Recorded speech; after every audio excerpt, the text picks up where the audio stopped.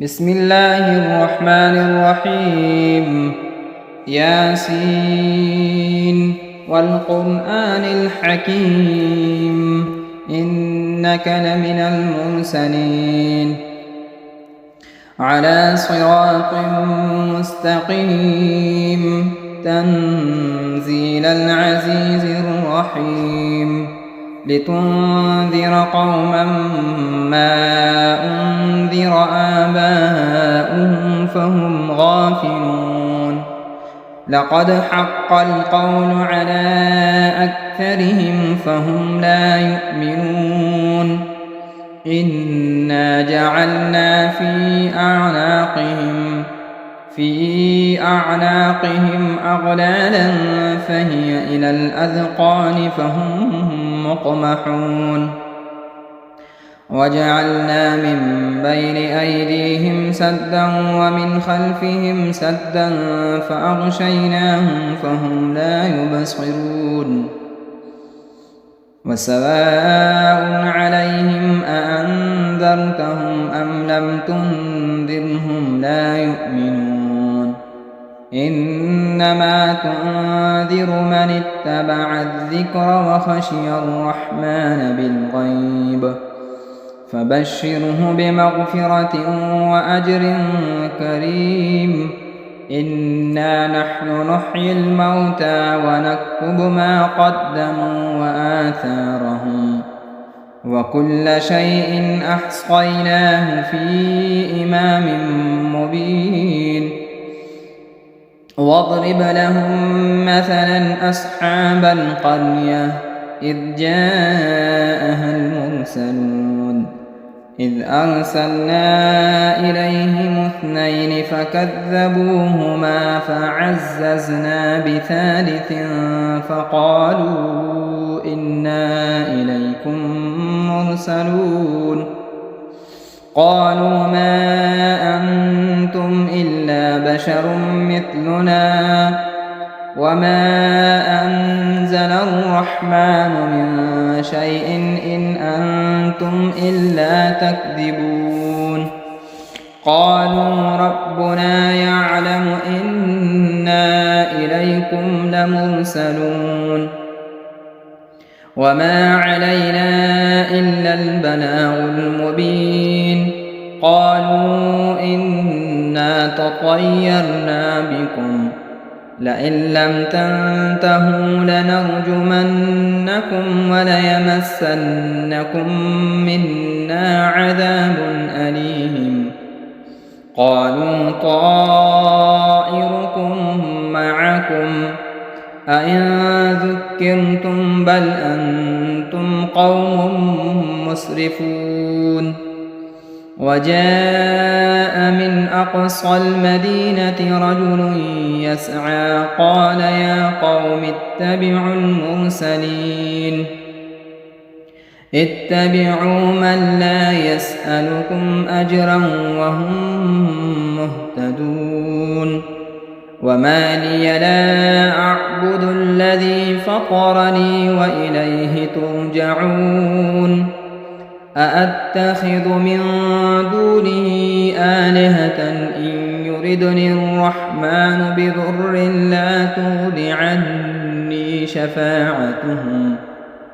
عني شفاعتهم شيئا ولا ينقذون إني إذا لفي ضلال مبين إني آمنت بربكم فاسمعون قيل ادخل الجنة قال يا ليت قومي يعلمون بما غفر لي ربي وجعلني من المكرمين وما أنزلنا على قومه من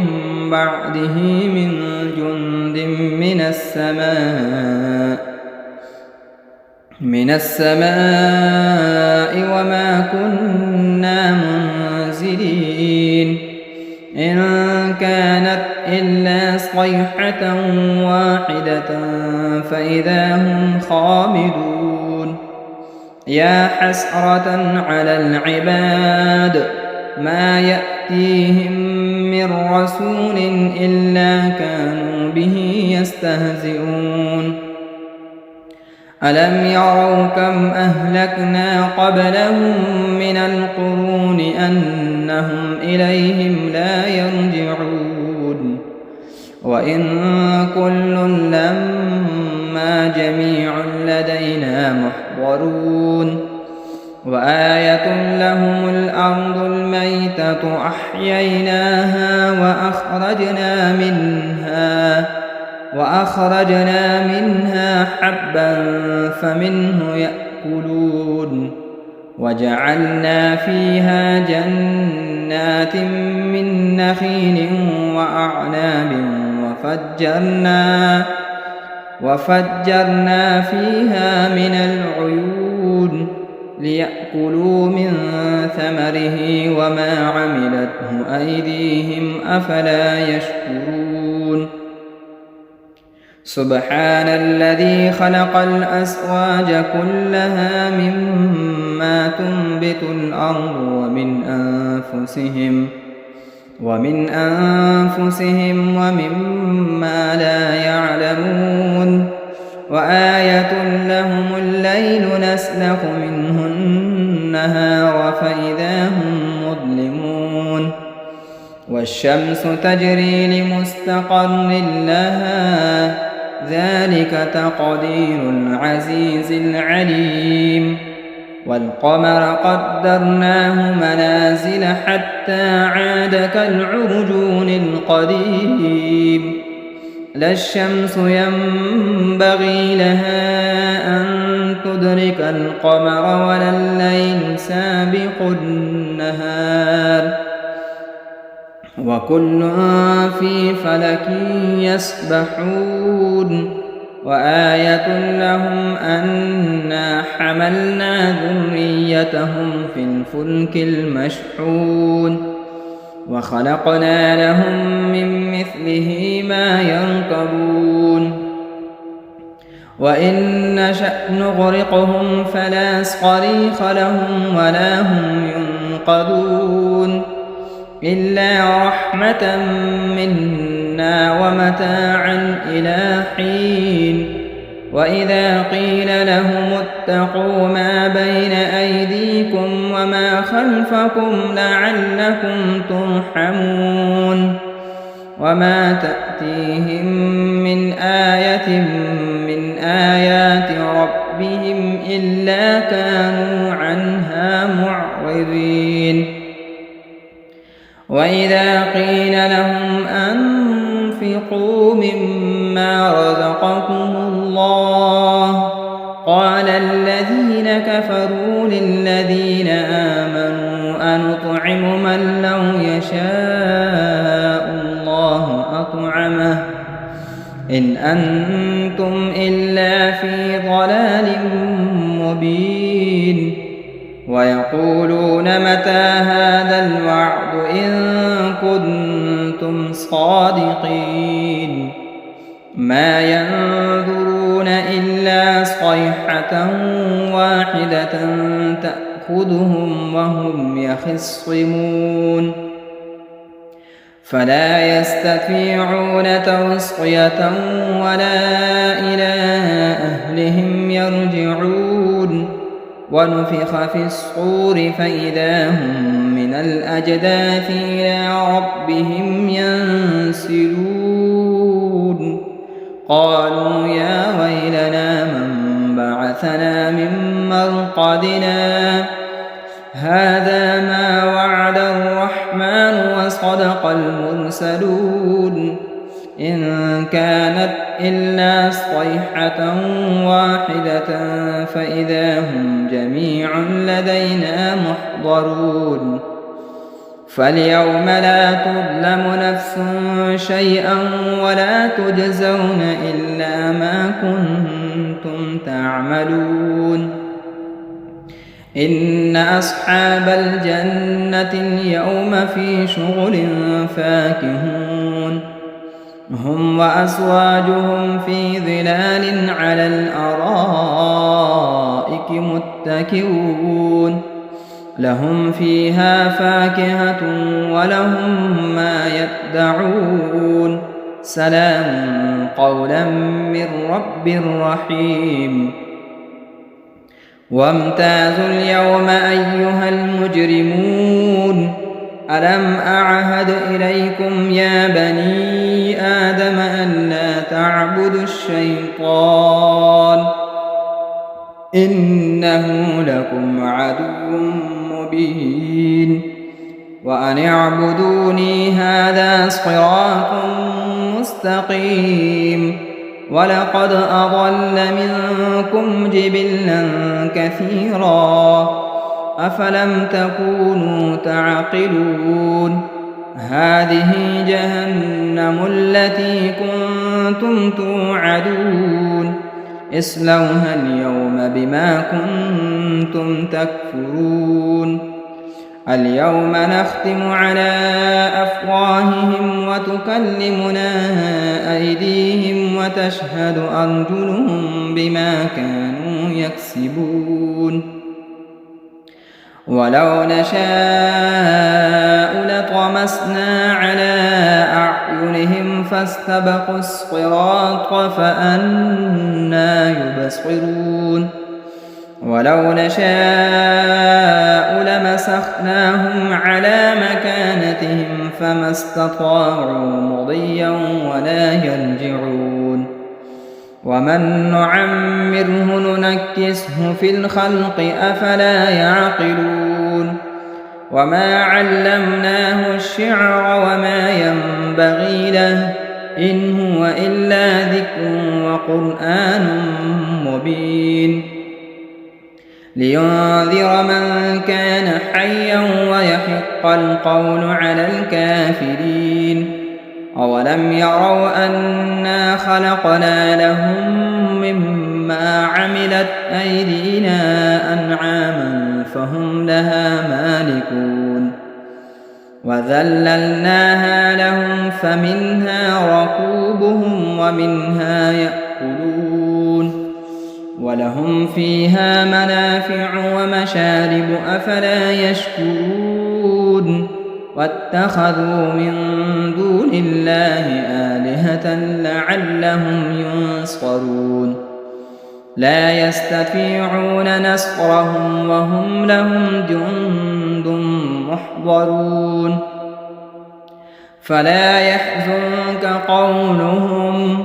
إنا نعلم ما يسرون وما يعلنون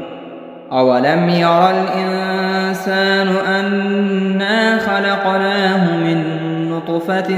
فإذا هو خصيم مبين وضرب لنا مثلا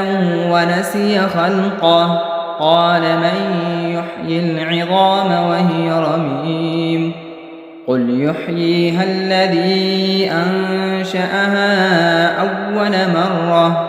وهو بكل خلق عليم الذي جعل لكم من الشجر الأخضر نارا فإذا أنتم منه توقدون أوليس الذي خلق السماوات والأرض بقادر على أن يخلق مثلهم بلى وهو الخلاق العليم إنما أمره إذا أراد شيئا أن يقول له كن فيكون فسبحان الذي بيده ملكوت كل شيء وإليه ترجعون بسم الله الرحمن الرحيم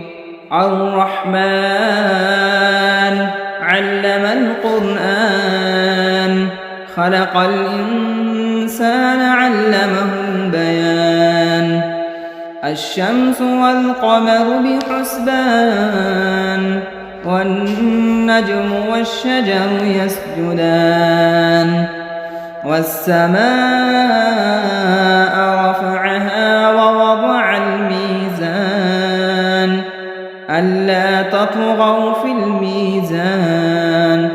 وأقيموا الوزن بالقسط ولا تخسروا الميزان والأرض وضعها للأنام فيها فاكهة والنخل ذات الأكمام والحب ذو العصف والريحان فبأي آلاء ربكما تكذبان خلق الإنسان من صلصال كالفخار وخلق الجان من مارج من نار فبأي آلاء ربكما تكذبان رب المشرقين ورب المغربين فبأي آلاء ربكما تكذبان مرج البحرين يلتقيان بينهما برزخ لا يبغيان فبأي آلاء ربكما تكذبان يخرج منهما اللؤلؤ والمرجان فبأي آلاء ربكما تكذبان وله الجوار المنشآت في البحر كالأعلام فبأي آلاء ربكما تكذبان كل من عليها فان ويبقى وجه ربك ذو الجلال والإكرام فبأي آلاء ربكما تكذبان يسأله من في السماوات والأرض كل يوم هو في شأن فبأي آلاء ربكما تكذبان سنفرغ لكم أيها الثقلان فبأي آلاء ربكما تكذبان يا معشر الجن والإنس إن استطعتم أن تنفذوا من أقطار السماوات والأرض فانفذوا لا تنفذون إلا بسلطان فبأي آلاء ربكما تكذبان يرسل عليكما شؤاد من نار ونحاس فلا تنتصران فبأي آلاء ربكما تكذبان فإذا انشقت السماء فكانت وردة كالدهان فبأي آلاء ربكما تكذبان فيومئذ لا يسأل عن ذنبه إنس ولا جان فبأي آلاء ربكما تكذبان يعرف المجرمون بسيماهم فيؤخذ بالنواصي والأقدام فبأي آلاء ربكما تكذبان هذه جهنم التي يكذب بها المجرمون يطوفون بينها وبين حميم آن فبأي آلاء ربكما تكذبان ولمن خاف مقام ربه جنتان فبأي آلاء ربكما تكذبان ذواتا أفنان فبأي آلاء ربكما تكذبان فيهما عينان تجريان فبأي آلاء ربكما تكذبان فيهما من كل فاكهة زوجان فبأي آلاء ربكما تكذبان متكئين على فرش بطائنها من استبرق وجنى الجنتين دان فبأي آلاء ربكما تكذبان فيهن قاصرات الطرف لم يطمثهن إنس قبلهم ولا جان فبأي آلاء ربكما تكذبان كأنهن الياقوت والمرجان فبأي آلاء ربكما تكذبان هل جزاء الإحسان إلا الإحسان فبأي آلاء ربكما تكذبان ومن دونهما جنتان فبأي آلاء ربكما تكذبان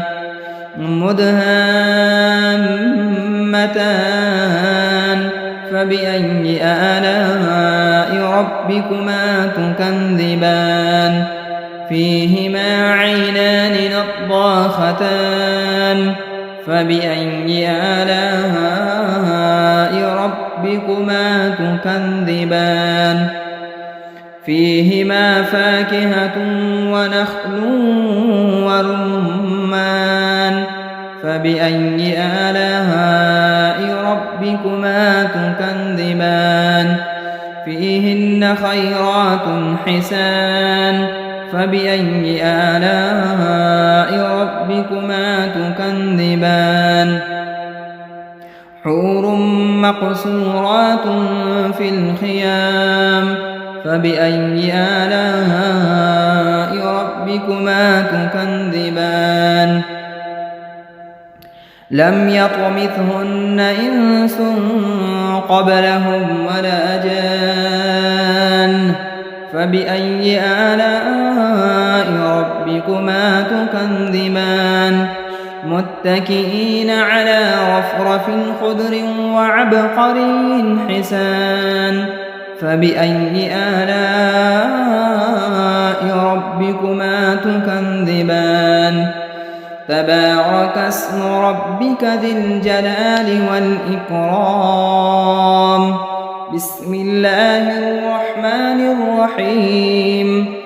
إذا وقعت الواقعة ليس لوقعتها كاذبة خافضة رافعة إذا رجت الأرض رجا وبست الجبال بسا فكانت هباء منبثا وكنتم أزواجا ثلاثا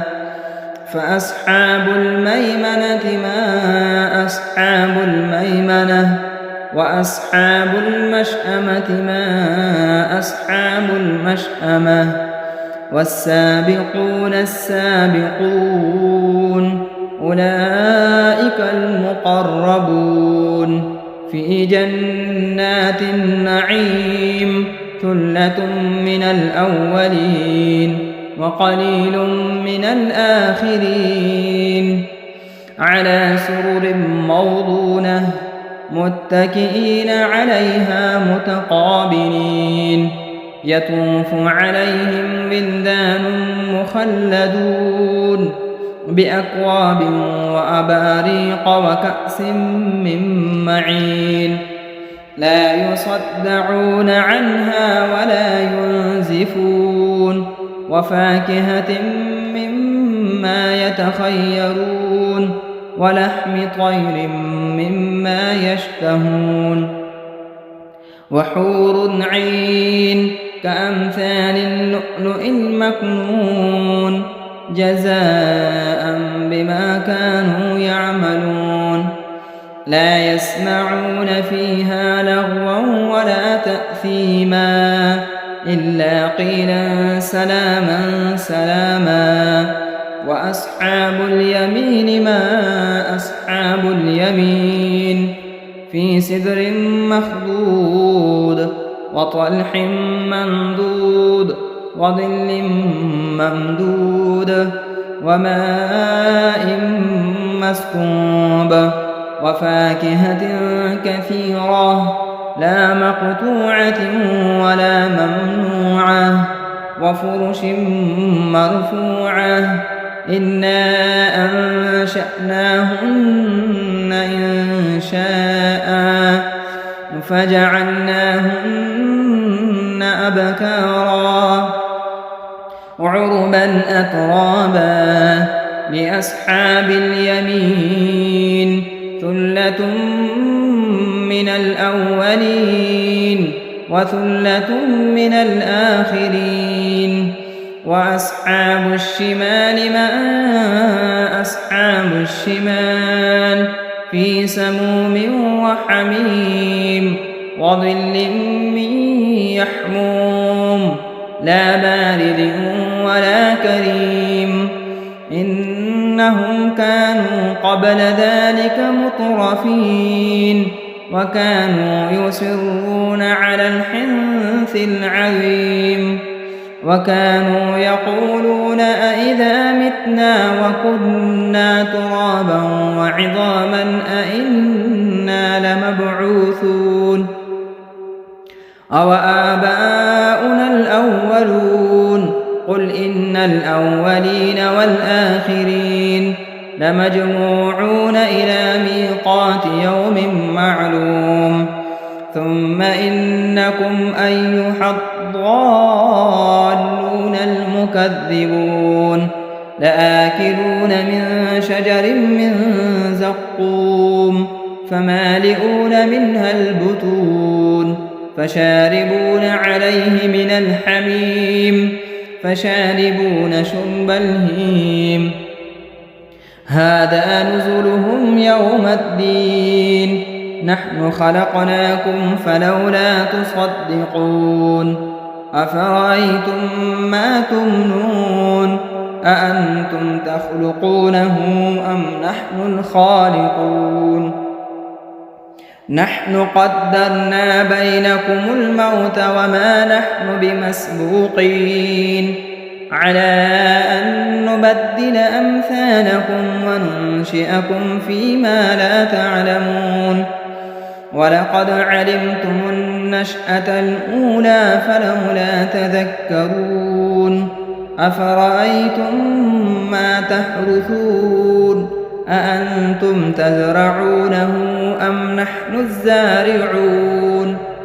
لو نشاء لجعلناه حطاما فظلتم تفكهون إنا لمغرمون بل نحن محرومون أفرأيتم الماء الذي تشربون أأنتم أنزلتموه من المزن أم نحن المنزلون لو نشاء جعلناه أجاجا فلولا تشكرون أفرأيتم النار التي تورون أأنتم أنشأتم شجرتها أم نحن المنشئون نحن جعلناها تذكرة ومتاعا للمقوين فسبح باسم ربك العظيم فلا أقسم بمواقع النجوم وإنه لقسم لو تعلمون عظيم إنه لقرآن كريم في كتاب مكنون لا يمسه إلا المطهرون تنزيل من رب العالمين أفبهذا الحديث أنتم مدهنون وتجعلون رزقكم أنكم تكذبون فلولا إذا بلغت الحلقوم وأنتم حينئذ تنظرون ونحن أقرب إليه منكم ولكن لا تبصرون فلولا إن كنتم غير مدينين ترجعونها إن كنتم صادقين فأما إن كان من المقربين فروح وريحان وجنة نعيم وأما إن كان من أصحاب اليمين فسلام لك من أصحاب اليمين وأما إن كان من المكذبين الضالين فنزل من حميم وتصلية جحيم إن هذا لهو حق اليقين فسبح باسم ربك العظيم بسم الله الرحمن الرحيم تبارك الذي بيده الملك وهو على كل شيء قدير الذي خلق الموت والحياة ليبلوكم أيكم أحسن عملا وهو العزيز الغفور الذي خلق 7 سماوات طباقا ما ترى في خلق الرحمن من تفاوت فارجع البصر هل ترى من فتور ثم ارجع البصر كرتين ينقلب إليك البصر خاسئا وهو حسير ولقد زينا السماء الدنيا بمصابيح وجعلناها رجوما للشياطين وأعتدنا لهم عذاب السعير وللذين كفروا بربهم عذاب جهنم وبئس المصير إذا ألقوا فيها سمعوا لها شهيقا وهي تفور تكاد تميز من الغيظ كلما ألقي فيها فوج سألهم خزنتها ألم يأتكم نذير قالوا بلى قد جاءنا نذير فكذبنا وقلنا ما نزل الله من شيء إن أنتم إلا في ضلال كبير وقالوا لو كنا نسمع أو نعقل ما كنا في أصحاب السعير فاعترفوا بذنبهم فسحقا لأصحاب السعير إن الذين يخشون ربهم بالغيب لهم مغفرة وأجر كبير وأسروا قولكم أو اجهروا به إنه عليم بذات الصدور ألا يعلم من خلق وهو اللطيف الخبير هو الذي جعل لكم الأرض ذلولا فامشوا في مناكبها وكلوا من رزقه وإليه النشور أأمنتم من في السماء أن يخسف بكم الأرض فإذا هي تمور أم أمنتم من في السماء أن يرسل عليكم حاصبا فستعلمون كيف نذير ولقد كذب الذين من قبلهم فكيف كان نكير أولم يروا إلى الطير فوقهم صافات ويقبض ما يمسكهن إلا الرحمن إنه بكل شيء بصير أمن هذا الذي هو جند لكم ينصركم من دون الرحمن إن الكافرون إلا في غرور أمن هذا الذي يرزقكم إن أمسك رزقه بل لجوا في عتو ونفور أفمن يمشي مكبا على وجهه أهدى أمن يمشي سويا على صراط مستقيم قل هو الذي أنشأكم وجعل لكم السمع والأبصار والأفئدة قليلا ما تشكرون قل هو الذي ذرأكم في الأرض وإليه تحشرون ويقولون متى هذا الوعد إن كنتم صادقين قل إنما العلم عند الله وإنما أنا نذير مبين فلما رأوه زلفة سيئت وجوه الذين كفروا وقيل هذا الذي كنتم به تدعون قل أرأيتم إن أهلكني الله ومن معي أو رحمنا فمن يجير الكافرين من عذاب أليم قل هو الرحمن آمنا به وعليه توكلنا فستعلمون من هو في ضلال مبين قل أرأيتم إن أصبح ماؤكم غورا فمن يأتيكم بماء معين صدق الله مولانا العظيم.